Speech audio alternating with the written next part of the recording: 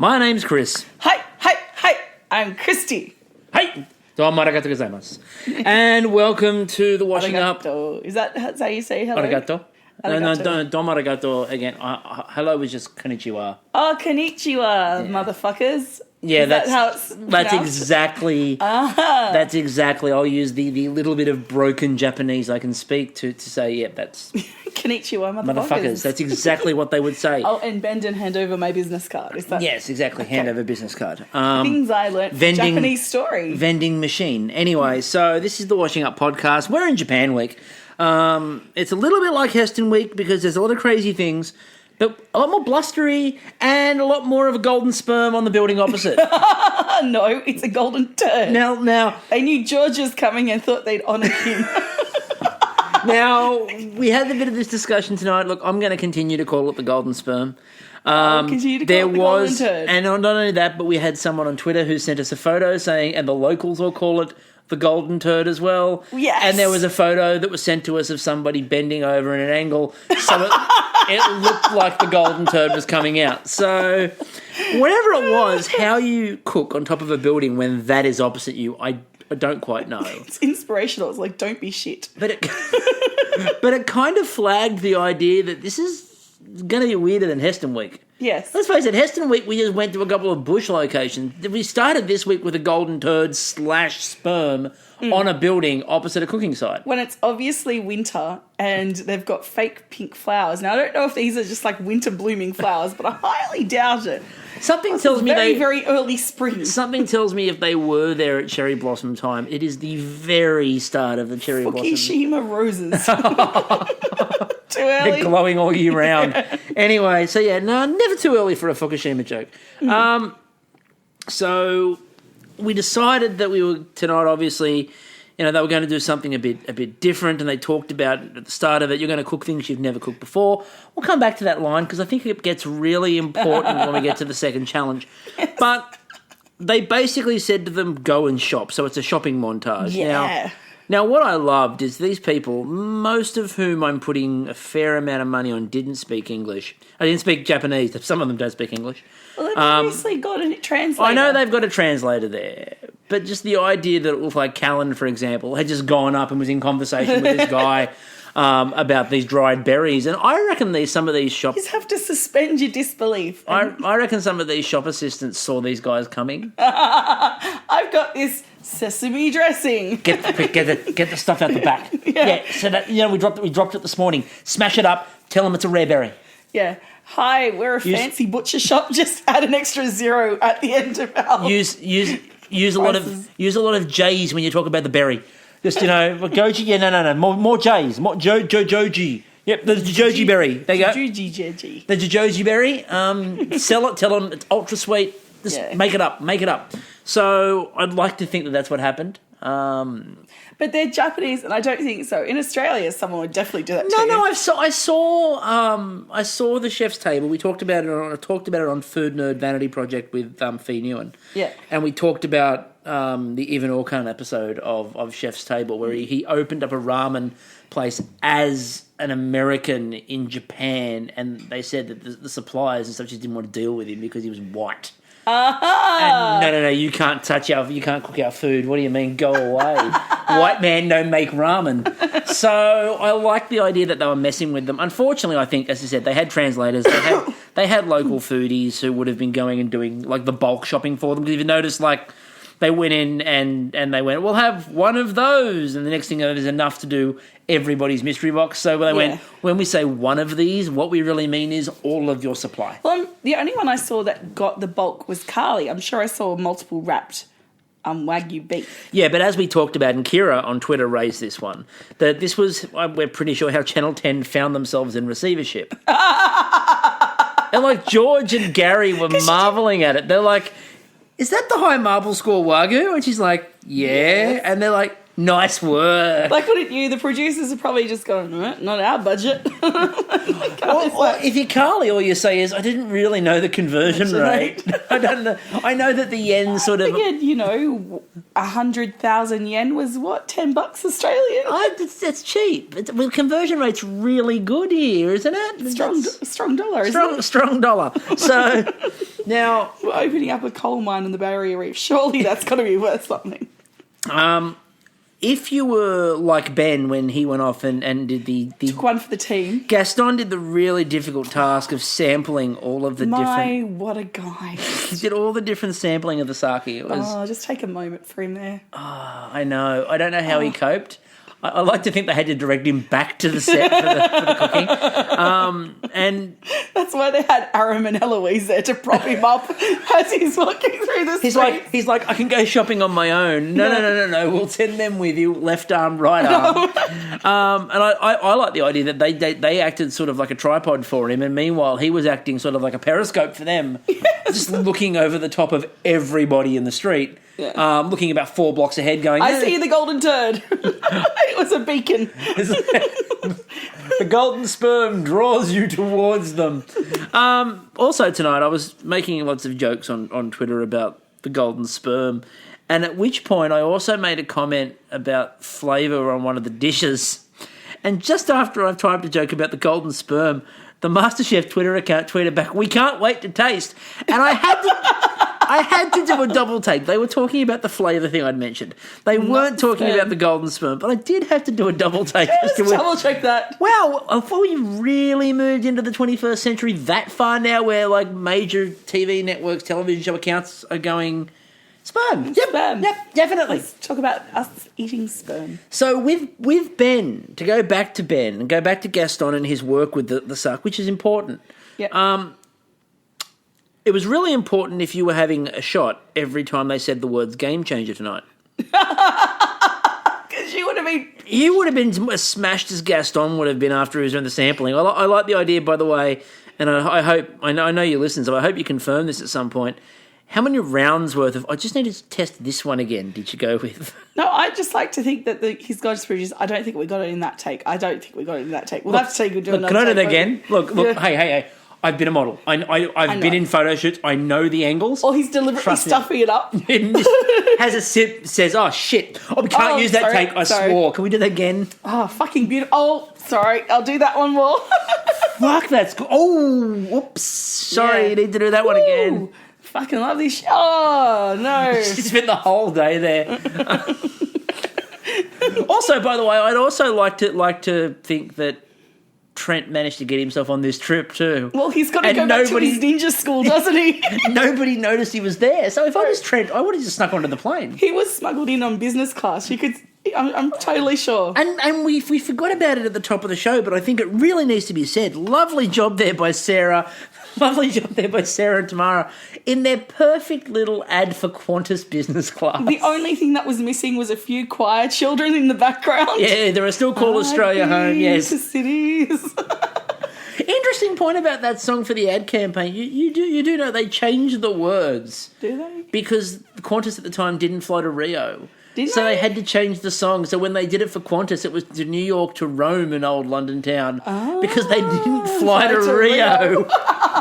So Qantas had to change the song. So the more you know, ladies and gentlemen, the more you know. Also do a shot every time I say ladies and gentlemen. I did that a lot the other day. Just wanted to point it out. So in this challenge, there were only a few things that I was really focusing on because there was, again, a golden sperm in the background. Yes. Sarah went with miso steak with fried and pickled lily root. Miso steak. It's so horrible, isn't it? Me no Reiki that comment. Me no Reiki that comment. I'm trying to avoid that tonight. And Sarah, of course, had the drama of dropping her pickled lily root. Now she picked off... No, someone fucked off Fujina? I'm fucking him off now too. But it's the god of wind it's like Fujitsu, but not Fujitsu. The god of wind is Fujitsu. No. As Mark Taylor would tell you, that's Australia's favourite air. No, but seriously, it's like Fujiyama. I had it here. Hold on.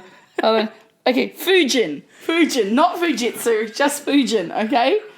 The more you learn. Educational podcast here, folks. We're very educational tonight. Shinto god of wind. There you go. So someone pissed off the god of wind, and the next thing you know, the pickled lily root. Maybe that's his turd on the thing. The hot lily root pickle hit the ground. Now, if I had $1 for every time I had to say to somebody, look, unfortunately, my hot lily root pickles hit the ground, and doesn't it sound a bit dirty? Yeah, and Every time I've had a dollar, I go, I'm going to do a hot root again.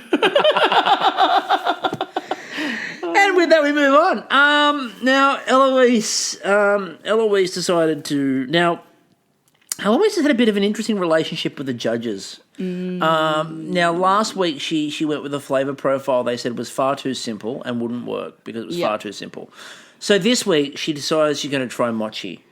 Yeah. At which point the judges go, that's far too complicated. Why would you try that? That's ridiculous. Can you make up your mind?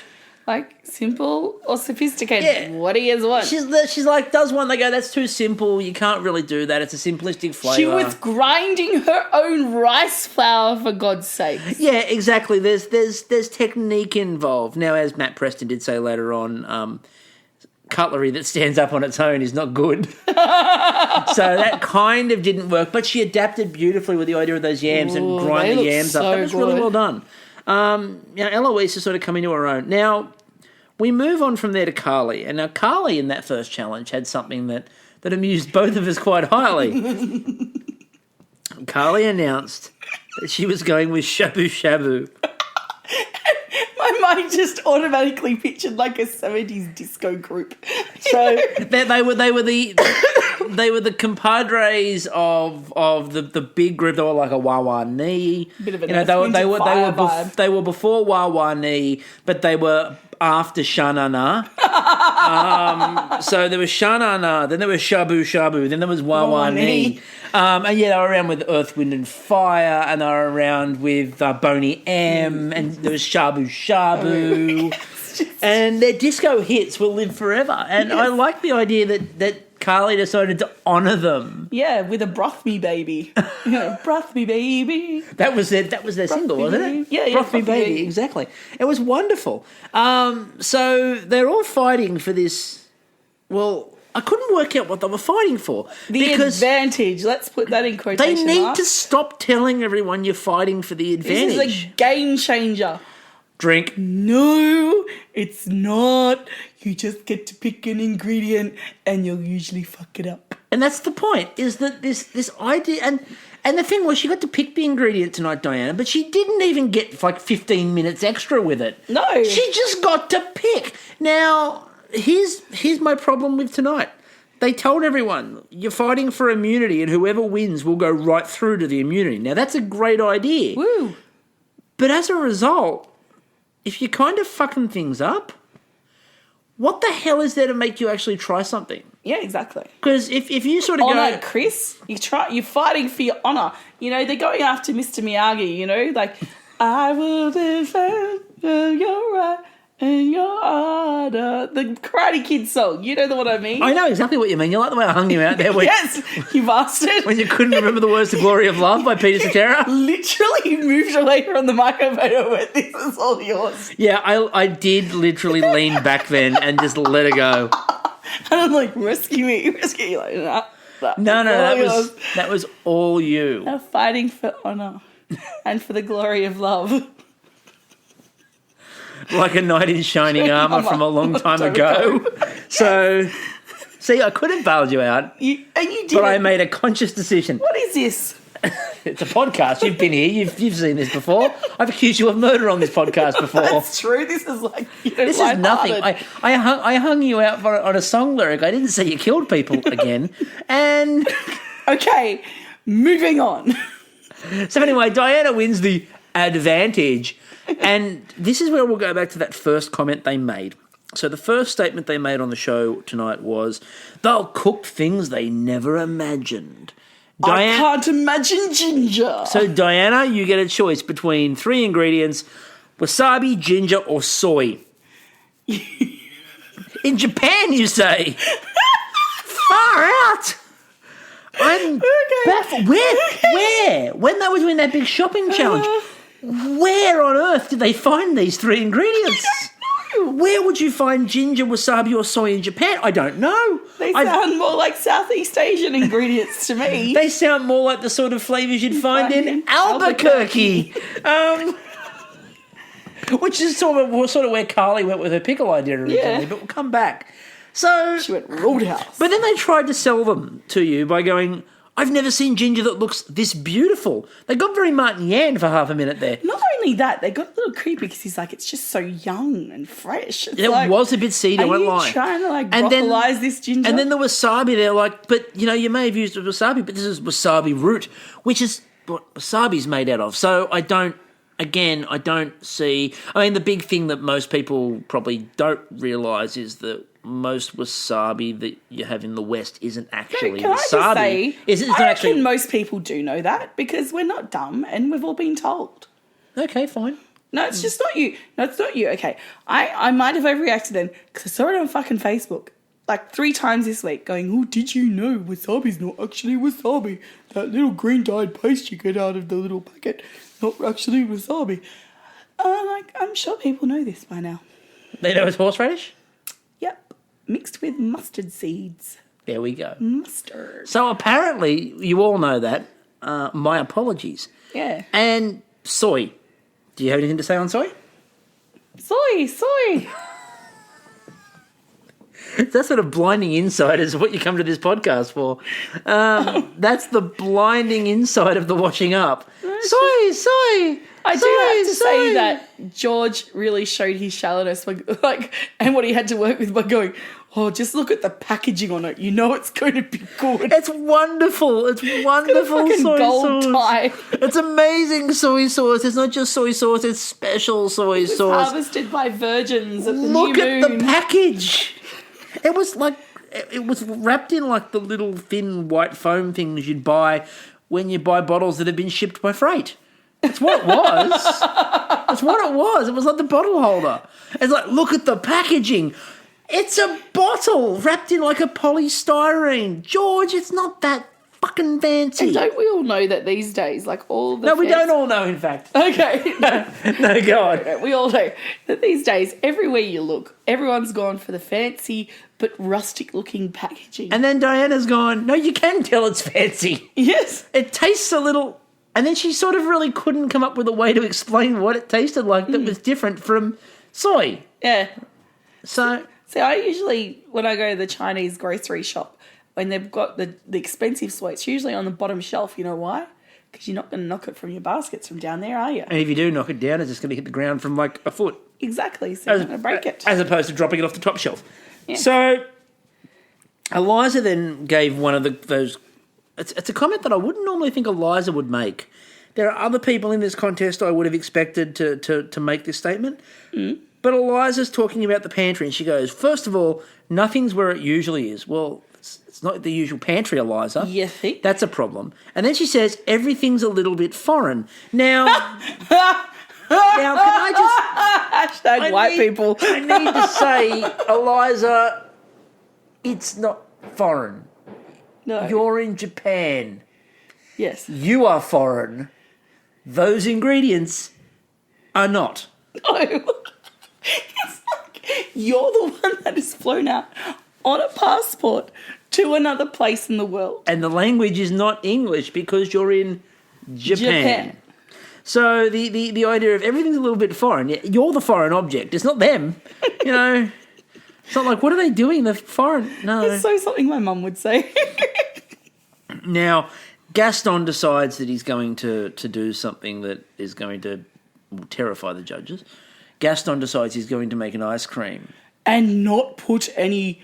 What's it called? There was no stabiliser. No stabiliser. And he didn't do it as a creme fraiche first. Creme pat. No, Creme not pat. creme pat. Anglaise. On creme anglaise. My bad. Decided he wasn't going to do it as a creme anglaise. Didn't put stabiliser in it. I thought George raised his eyebrows so high, I thought his scalp was coming off. I thought he was trying to reach around and grab some holy water to, cast the demons out. And they're both questioning him, and he's like, no. And he goes, I'm sticking to my guns. I'm like, fuck yeah, you should. If anyone's in a crisis, they'd stick to your guns. Yeah, it's like, I know what I want to do here. I'm sticking to my guns. And yeah, who's arguing? Have you seen the gun show? Have you seen the gun show? And if you haven't, you need to see the gun show. Hashtag my what a guy. Yes. And so he went with this wasabi ice cream. He also then went with the extra sort of flavour combination that he went with, which was the nutmeg and wasabi. Yes. And his comment was, I've never seen anyone do this before. I think I'm genuinely being inventive here with this. And it is a rare case of someone in the invention test who decided to invent something. But this is what gets me right. Okay, this is what I don't like about the invention test is technically decides who's going to go for the immunity pin and who's going to go for the elimination. And I think that whole fear of the elimination hangs over everyone's head so that you don't actually try. Yeah, people play it safe. Exactly. Whereas tonight, there was no fear of that, so everyone went for it. Well, most people went for it. Not everyone went for it. But there was a hell of a lot more higher standard of dishes. There was. There really was. And there was more inventiveness all around. Now, my moment of this cook was Gaston when he went to put his ice cream in the freezer. Now, there's just something quite amusing about a big hulking gentleman like Gaston running across with a little pail of ice cream, swinging it like he's a child. It was just... Ice cream just brings out the child in everyone. It was a gorgeous image. Unless you're lactose intolerant, in which case it brings out something else. It brings out a lot more than just a child in everybody, I'll tell you that much. So you had... Eliza then had another run-in with George and Gary, and she's making a habit out of this. Now, remember, going into tonight, it's a 1-1 scoreline. Yeah. She won the first one. They got it back last week. Yeah. It's now 1-1. So she's making this... It's Karate Kid 2, Japan. So she's doing wasabi and peas. Now, Yep. Look, I really want to be on your side, Eliza, and I am on your side with this, but you could pick a better dish if you're trying to get me on side than wasabi and peas.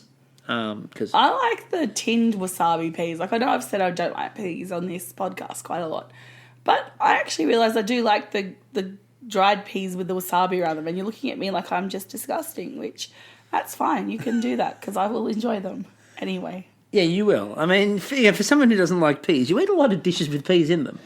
Pea and hand soup. Okay, I'm very specific about the peas that I'll eat, and they don't come as fresh ones. I'm particularly not boiled because I can't stand the smell. Okay, that's fair enough. I can't stand the texture. So Eliza sets up this sort of rubber match at 1-1 where the judging is going to be the decider. Yes. Sarah continues the theme of winning my heart by cooking pork belly. And why not? I mean, she's good at it. Yes, she is, and it came out delicious. You know, she's really good at the pork belly. She made this pork belly again, and it just... I don't know how she's so consistent with it, but she's just really consistent with the pork belly. Yeah. And then we sort of flicked past, well, basically everybody else. Yeah, there wasn't a great deal going on. There was Diana's broth and...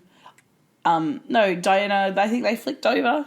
They sort of even skipped... They sort of even skipped past Diana, yeah. You had... It was more about the shabu-shabu, the wasabi ice cream... and the pork belly, and then they sort of mentioned, and the peas and wasabi, and everyone else just sort of got like, they sort of they went in for Carly because she had no fucking... Because Carly decided that she was cooking something that you'd find at Hooters. Yes. You know, she was doing deep fried pickles.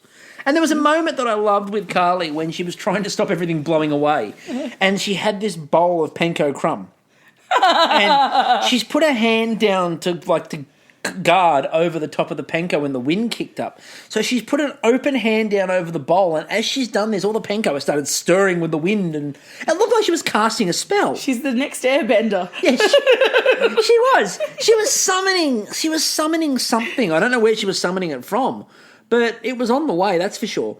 So then we get to the judging tonight. Now, the judging for tonight, and again, it felt like a much faster episode, and I think a large reason for that was because of the shopping montage. The shopping montage sort of, it needed walking on sunshine underneath it because... and then people walking out with extra bags under their hands. Oh, what they needed was... Actually, it needed turning Japanese by the vapours. Yeah, no, it also needed Tamara walking into one store and they completely ignored her. And she's turned away sad. And then she comes back later with bags of shopping and Big mistake.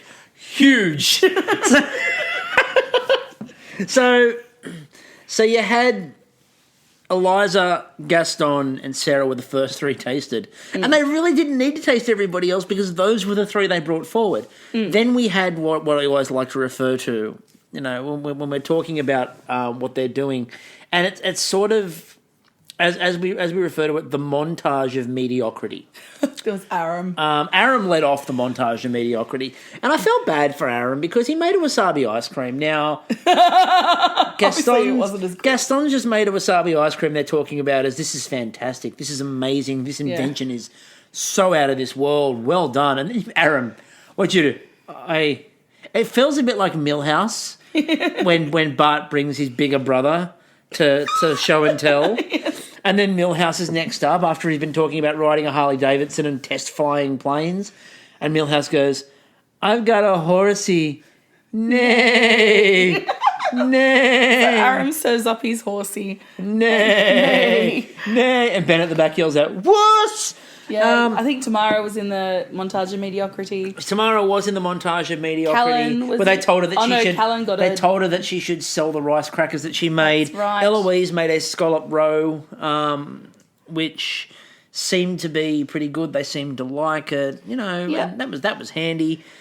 Callan and Diana were the last two they brought up. Now, this was interesting because we've said the last couple of weeks that Callan seems to have a flavour problem. Yep. And last week in particular, in the last episode, when he managed to survive the elimination with Sam, the complaint from the judges was you don't have flavours. Your flavours aren't matching, they're not working. And again, Callan's was the dish they brought up, and they went, there's no flavour. You know who he needs to get tutored by? Flavor Flav. He does. He needs a bit of Flavor Flav inspiration. Or what's the flavour? Regurgitator. And just listen to some Regurgitator, especially in Japan. Just listen to Unit and his set. It's just standing in the middle. I like your old stuff better than your new stuff. Yeah. While everyone's walking around him. Yeah. But he doesn't go to parties, baby. Because people tend to freak him out. And then Diana. And Diana had the opposite problem. Diana presented a bowl where they just went, there's too much flavour here. It's like it's all over the place. I know what happened. Diana stole all of Callan's flavour. She stole Callan's flavour. She's just drawing the life force out of the bowl. I will have all the flavour. She's the flavour bender. She's the flavour bender. So the top three were Gaston, Eliza and Sarah. There was only going to be one winner out of this. What a guy. Gaston. Brings it home for the win, knocks it out of the park, scores a goal, puts his shirt over his head, runs around, but it looked a bit too cold to do that on the rooftop. Yeah, probably a little bit too cold to do that. George was jumping up and down. It's the first time I've seen George sitting under his light sweating. Yeah, exactly. There was no sweat possible. Yeah. If it was just freezing. But if George tomorrow turns up as Mr. Freeze. Tonight's forecast. A freeze is coming. So, and besides, look, I think Ben was not so much like running around diving like that. It was more like he just made a penalty save in a shootout and was the goalkeeper just calmly, arms in the air, celebrating because he knew he did what he had to do. Yeah. He did exactly what he wanted to do. Shook the hand and walk away. Meanwhile, tomorrow night, we get a Michelin star restaurant challenge. Now, Carly made a statement at the end where she went, I've never eaten in a Michelin star restaurant. Now, we don't have those in Australia. That is probably the biggest reason why. Michelin, of course, don't have a guide in Australia and do not include Australian restaurants. I mean, again, you could travel overseas and eat in one, so yes, before you all point that out and yell at me. But not all of us are privileged enough. I mean, she lived in China, but that doesn't mean Did she? Yeah. When did she mention that? Did you miss the first 6 weeks? I've not heard Carly once talk about living in China. Actually, no. I think I read it speaking Chinese. In a very obscure bio she left in. I've never heard anything of. This is the first I'm learning that Carly has had anything to do with China. So, next you'll be telling me that Eloise wants to open a whiskey bar. How did you know that? Oh my God, 2 for 2. Oh my God, it's craziness. So, we're at Michelin there's no Michelin star. Everyone has the privilege of. There's no Michelin star, although there should be. And let's face it, Michelin, hurry up, get your ass into gear, get out here and start doing the guide. There's a lot of restaurants that deserve the star. So, and with that in mind, and with that sort of controversial statement that no one from Michelin's ever going to bother to hear, I think we can wrap up tonight. That sounds like a good plan, Stan. So, my name's Chris. My name's Christy. And we will catch you all later. Bye.